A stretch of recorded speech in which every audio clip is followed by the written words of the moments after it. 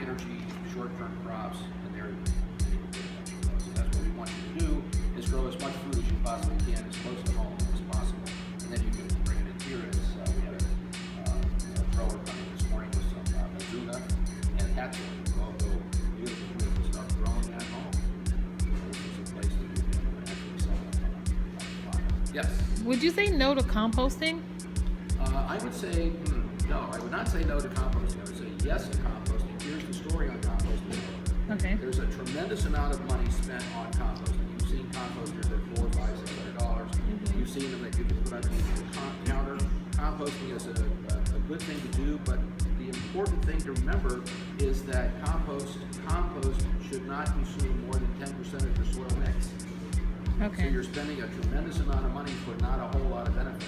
You sort of have to think about that. Okay. Composts also are typically inconsistent.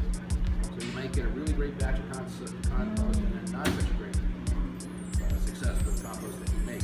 We say no to compost that comes from a black bag. And why would we do that? First and foremost, we do not know the source of that. Okay. We can guess that the source is a feedlot, and it's a product that is used, that is a waste product, and here's the way you put it in a bag and sell it. It's a way to move it. Okay. Get it off the farm. But in that composted product, you're going to have things like antibiotics, steroids, hormones, who knows what else. So we say no to that. Okay. Now, having said that, if it's what you have, and you have to use it, then use it. We really advocate an organic growing style here, but if you're growing in a conventional way because you're more comfortable with that, if you've got Miracle Grow or whatever that's in your closet, you want to go ahead and use it, by all means use it. What about composting your own? Like you have a composter and the food, the fruits and veggies that you have left over, you throw in there. Yes. Okay. I kind of compost when I make my microbial tea. Yeah. I don't mix it into the dirt. And this is what Hank does here. We don't use compost in our tea. We have a lot of vegans, a lot of vegetarians. This is just a part of the conversation we really don't want to have. Okay. So we just don't use it. Okay. But if that's what you're doing at home, by all means do it. We can show you how to probably improve it. Okay. We always add worms. We always add worm castings. That's another thing we do out here. We also always add azonite. Okay. Okay. Any questions? Okay, let's go outside. And we'll also today, if you're very fortunate, we're going to do a walk around or a little bit of a talk on John on bees. But first we're going to go to the garden, and we have a new gardener here today, so we're going to use her bed as the demonstration site. So.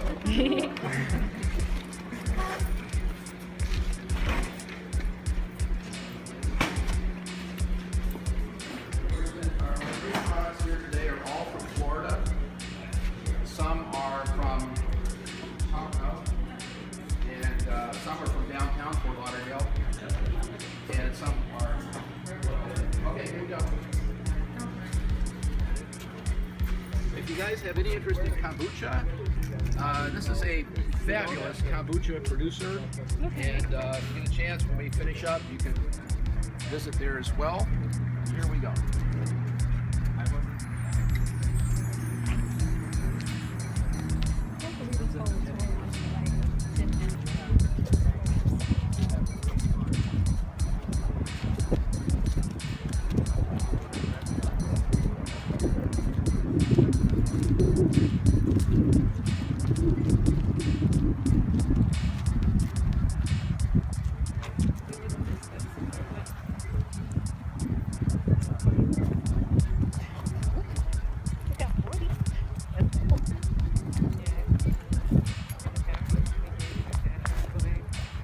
I didn't clock in because I knew for a fact it was only going to be a couple of minutes for a couple of changes. So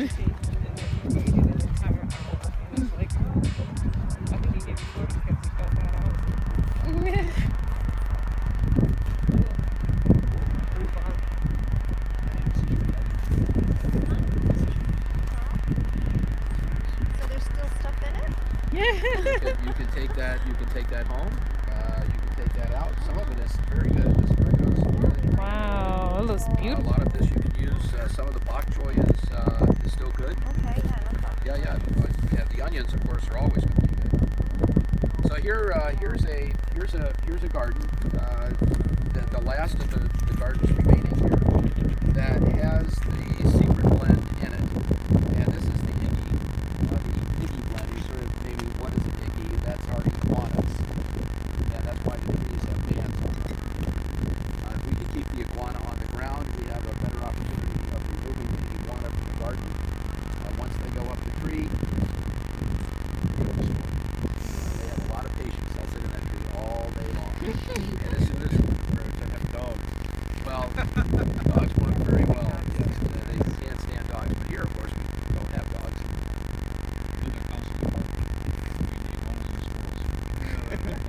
Oh, yeah. I just want them going insane. People been having so much fun.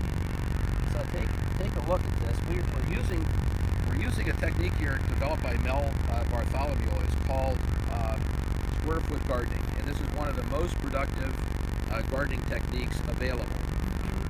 Successful gardeners will always start with a baseline, and this is one of the better baselines to use, and you should always keep notes.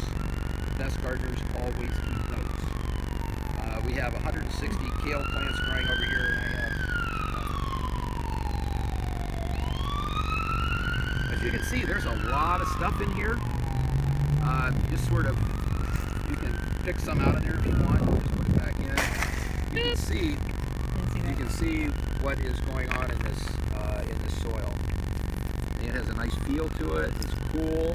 It has a little bit of moisture. But you look at it and you say, well, Jesus, Yeah. that looks awful dry to me. Yeah. But it's not. It's not. And that's one of the keys here is that we've used pine bark and coconut. And coconut is a tremendous water retainer.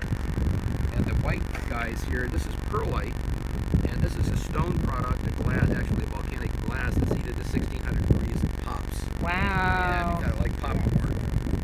And you can see what's in here. We have some peat moss in here. And if we put this under the microscope, we would see literally millions of microbes. All kinds of fungi and other little guys cruising around in there.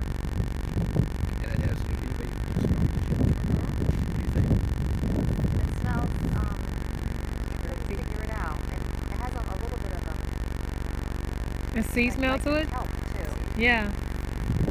Have a little bit of a sea smell to it. That's right.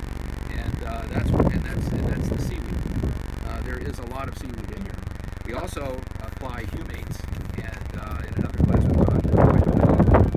And the humate really is product that you want to have in your garden. And it's a comes from the central part of the United States. And it almost became oil, but it didn't have enough time, temperature, or pressure.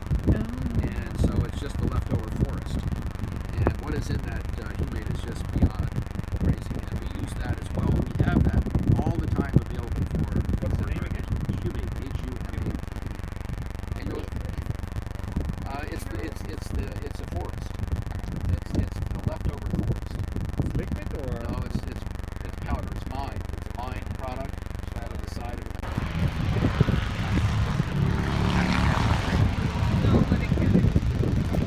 That's basically what it's an organization. I mean, I see every box here has a donation.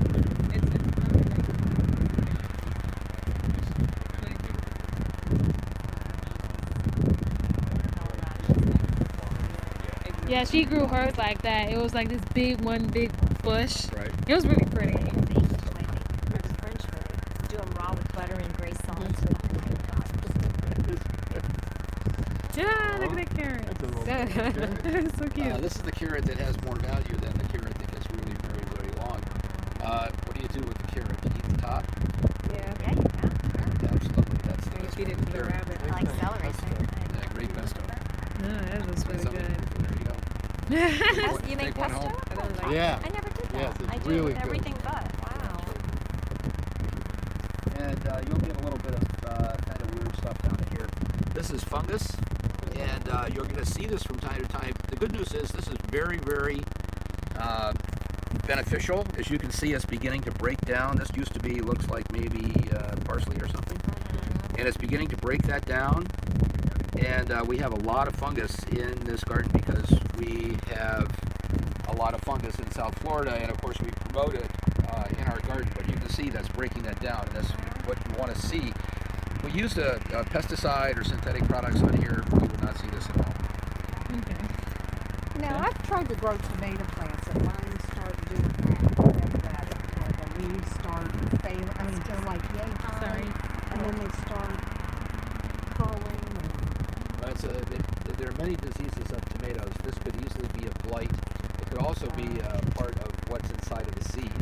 Bacterial leaf spot is one of the most difficult diseases to control of a tomato. And when it gets like that, the fruit usually stalls out. The best thing to do is just take the tomato out and start over because it was in the seed. So you really need to know the quality. So you start over with another